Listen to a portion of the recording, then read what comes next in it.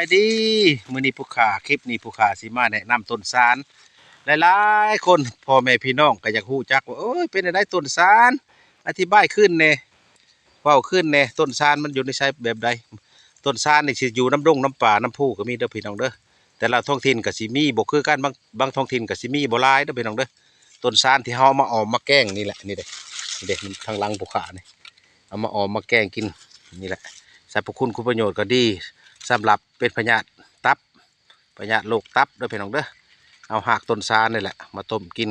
กับเครือคอแมงม่าแนวแล้วก็มือล้างให้สะอาดคักๆเอามาต้มกินเด้อพี่น้องเด้ออย่าลืมมัน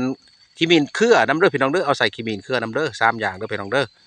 ถ้าว่าผู้ใดเป็นไวรัสตับบกแห้งตับอ่อนเพลียเด้อพี่น้องเด้อเป็นไวรัสตับลายเอามาต้มกิน3อย่างเนี่ยแนวละกับมือเด้อพี่น้องเด้อต้นสาลเด้อผู้ขามาแนะนำมาแบ่งปันพี่น้องปองปายพ่อแม่พี่น้องหลายคนถามเขามาว่าเป็นอันใดอธิบายให้ใหม่แน่ต้นสาลเป็นอันใดนี่แหละนี่เด้อพี่น้องเด้อ